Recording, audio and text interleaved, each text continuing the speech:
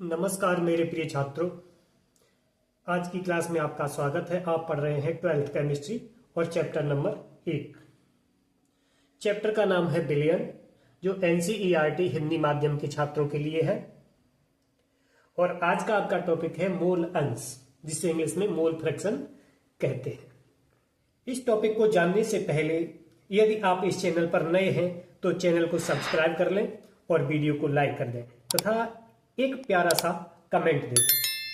हम आपके लिए चैप्टर नंबर 1 से चैप्टर 10 तक की सारी वीडियो भेजते रहेंगे, वो भी बिना किसी शुल्क के, और आपको अंत तक केमिस्ट्री का एक अच्छा छात्र बना देंगे। हम आपसे विश्वास पूर्वक कहते हैं कि हम आपको सभी विषयों में से केमिस्ट्री को आपके लिए सबसे प्रिय और सबसे सरल विषय बनाकर देंगे। तो आ जाइए, कलम उठाइए और अपने टॉपिक की तरफ उसे नोट करिए।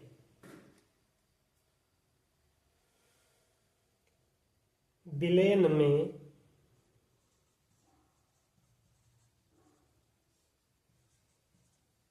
उपस्थित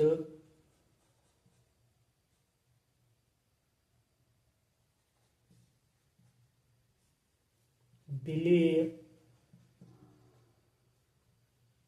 के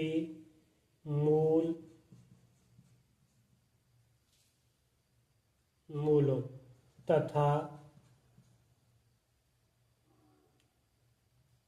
विलेय एवं विलायक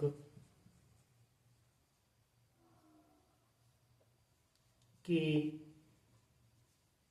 कुल मोलों की अनुपात को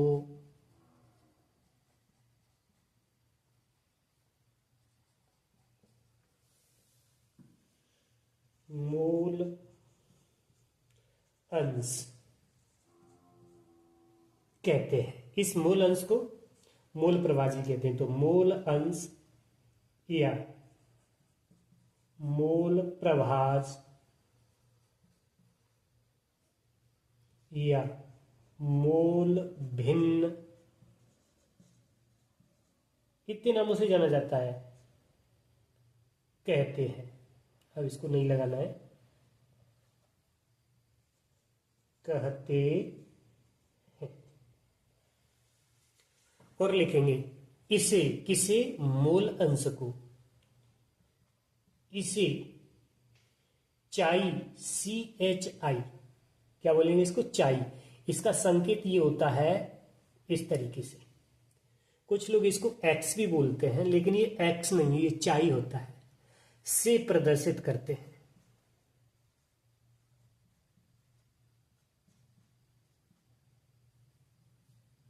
करते हैं। आप कहेंगे कि मोल अंश को किससे प्रदर्शित करते हैं, तो आप बताइए कि चाई से प्रदर्शित करते हैं। ये चाई है। तो अतः मोल अंश बराबर, अतः मोल अंश अर्थात चाई बराबर विलेय के मोल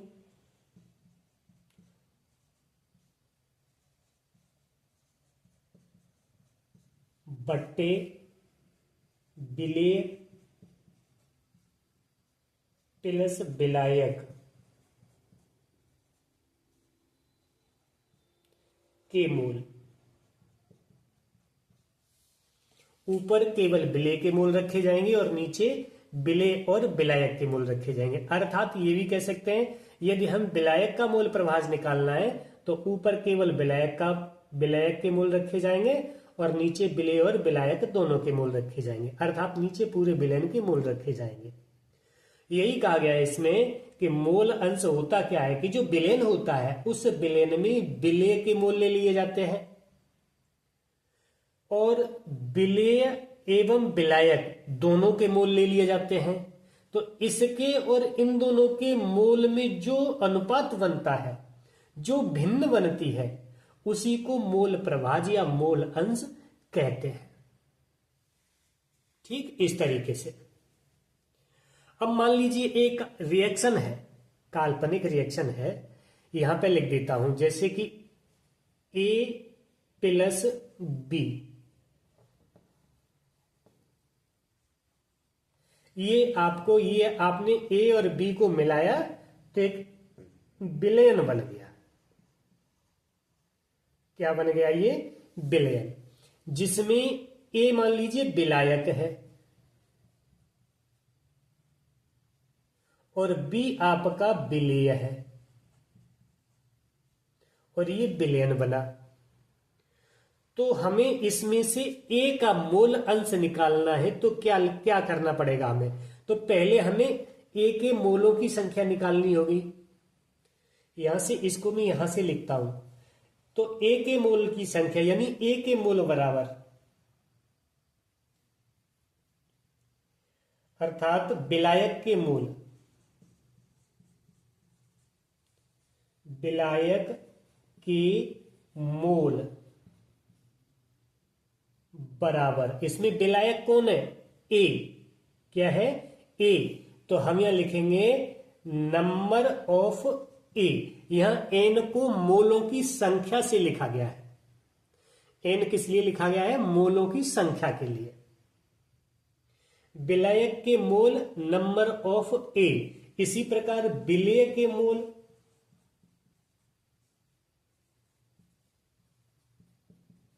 विलेय के मोल क्या होंगे? तो नंबर ऑफ B। यदि आप यहां कहना चाहें कि विलयन के मोल, तो A प्लस B हो जाएगा।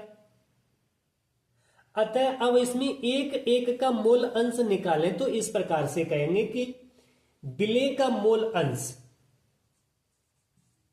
विलेय का मोल अंश अर्थात चाई ऑफ विलेय, विलेय क्या है इसमें? बी, चाई ऑफ बी बराबर, तो ऊपर नंबर ऑफ बी रखेंगे क्योंकि हम बी का निकाल रहे हैं। नंबर ऑफ बी बट्टे number of A plus number of B, क्योंकि ये जो सूत्र है ऊपर हमने विलेय रखा, नीचे विलेय और विलायक दोनों को रखा है। तो ये वाला आपका फॉर्मूला बनता है विलेय का मोल प्रभाज निकालने के लिए। यदि विलेय का न निकाल करके विलायक का पूछा जाए तो हम क्या करेंगे? तो विलायक के लिए क्या करेंगे? तो लिखेंगे विलायक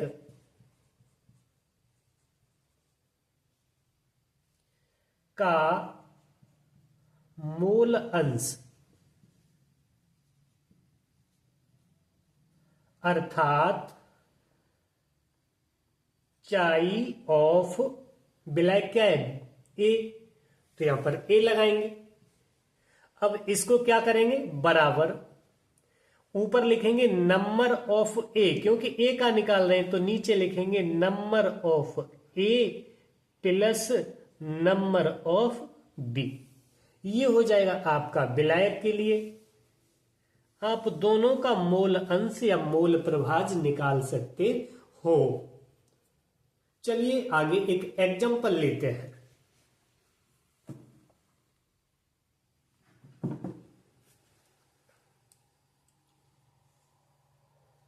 एग्जाम्पल है आपका कि एथिल ग्लाइकोल, एथिल ग्लाइकोल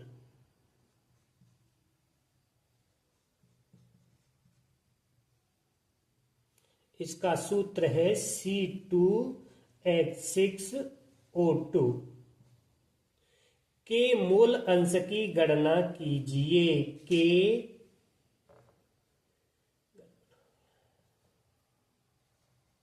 के मोल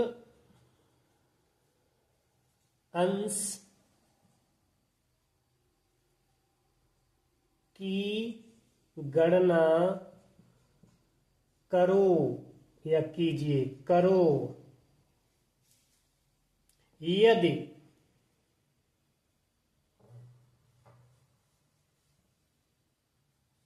यदि विलयन में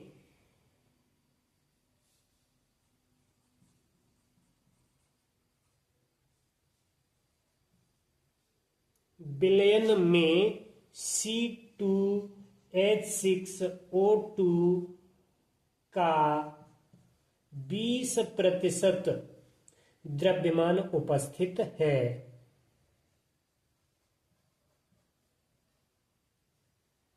20% द्रव्यमान उपस्थित है, ये आपका प्रश्न है।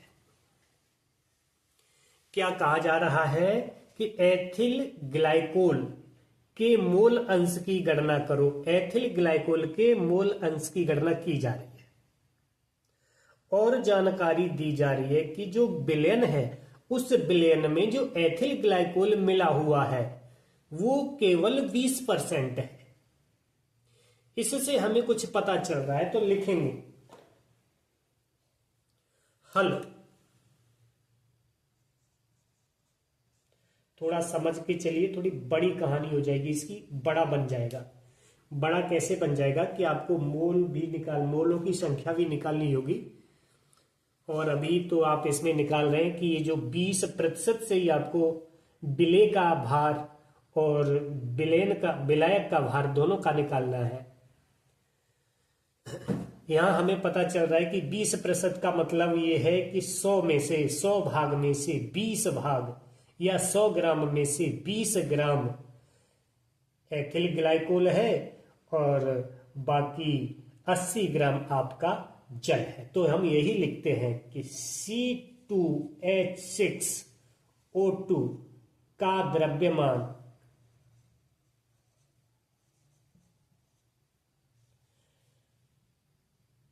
बराबर, बाकी आपको तो कहीं पता नहीं, बस इससे ही हमें पता चल रहा है कि 20% है। 20% का मतलब 100 में 20, तो हमने 20 लिख दिया, 20 ग्राम।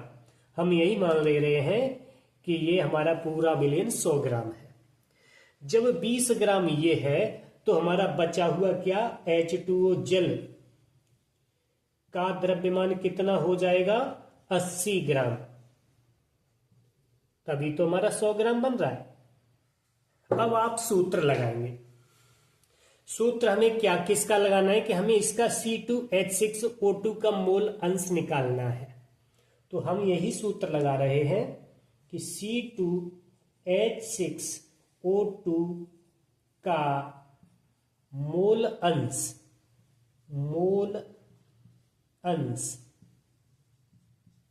बराबर, या फिर हम इसको कहेंगे चाई बराबर, यहां पे ये वाला बराबर हटाते हैं, चाई बराबर C2H6O2 के मोल बट्टे, नीचे क्या लिखा जाएगा, ऊपर विलेय के मोल, नीचे विलेय और विलायक दोनों के मोल। तो विलेय क्या है ये वाला और विलायक क्या है H2O, तो हम यहां दोनों लिखने होंगे C2H6O2 प्लस H2O के मोल,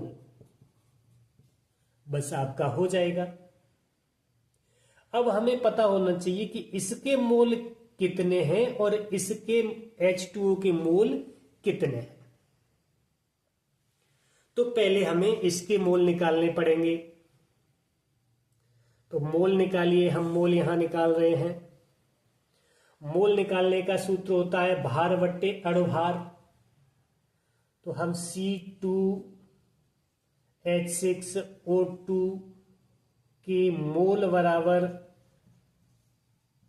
भार किसका, इसका बट्टे अणुभार,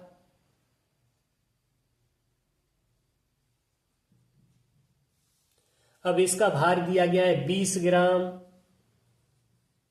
बट्टे अणुभार आपको पता नहीं है, तो अणुभार भी निकालेंगे। 2 C हैं, एक C का, एक अणु का कार्बन का भार होता है 12 और 2 है तो इसमें 2 का गुणा करेंगे, प्लस लगाएंगे। 6 हाइड्रोजन है, एक हाइड्रोजन का होता है 1, तो 6 हाइड्रोजन का हो जाएगा 6, प्लस लगाएंगे। एक ऑक्सीजन का 16 होता है तो 16, और 2 ऑक्सीजन तो गुणा 2 लगाएंगे, अर्थात ये हो जाएगा 20/12 दूनी, अच्छा यहाँ 2 नहीं लगाया हमने, यहाँ 12 में 2 का गुणा करना पड़ेगा क्योंकि ये C 2 बार है, यहाँ पर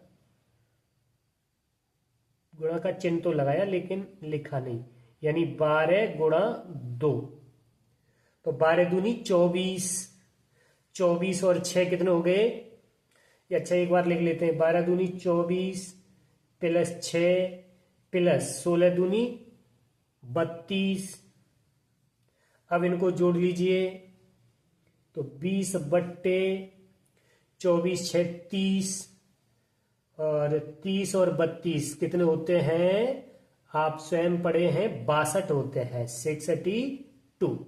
यदि हम 62 का भाग 20 में देंगे तो आपका 0.322 ये इतने बार जाएगा, अर्थात हम कहेंगे कि इसके मोलों की संख्या कितनी है, ये है। तो बराबर, हमने ये बराबर लगाया और ऊपर लिख लिया 0.322 बट्टे। अब हमें इसका तो पता चल गया, तो यहां पे ये भी लिख लो 0.322 प्लस लगा के। अब हमें H2O का लेना है, तो इसी प्रकार H2O का अणुभार ज्ञात करें, वो मोलों की संख्या ज्ञात करें, तो H2O के मोल बराबर, इसका भार कितना है 80 ग्राम बट्टे, और इसका अणुभार कितना होता है, एक H में 1 तो 2 H में 2 हो गए, और एक ऑक्सीजन का 16 अर्थात 18 होता है, तो बराबर 80/18। अब 18 का भाग हम 80 में देंगे, तब जाएगा आपका 4.4 बार जाता रहेगा, तो हमने 3 अंक तक लिख लिया इसको। तो ये हम यहां पे लिखेंगे 4.44 और 4, और इसको अब सॉल्व करेंगे।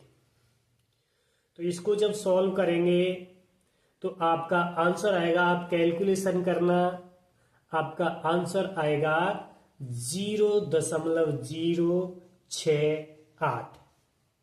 ये आपका इसका मोल अंश होगा, अर्थात चाई बराबर ये आएगा। इस तरीके से इसके सवाल सॉल्व किए जाते हैं। कृपया आपको इनका ध्यान रखना है कि हमें मोलों की संख्या कैसे निकाली जाती है ये पता होना चाहिए। इससे पहले मैंने एक वीडियो और बना के डाल रखी है, जो कि वर्ष 2023 का प्रश्न पत्र था, उस प्रश्न पत्र को सॉल्व करके दिया है। तो उसमें एक प्रश्न है, वो प्रश्न सॉल्व करके डाला है, इसी प्रकार का प्रश्न है। आप इस प्रश्न को अच्छे से समझ लीजिए, क्योंकि ऐसे अक्सर प्रश्न परीक्षाओं में आते रहते हैं। धन्यवाद।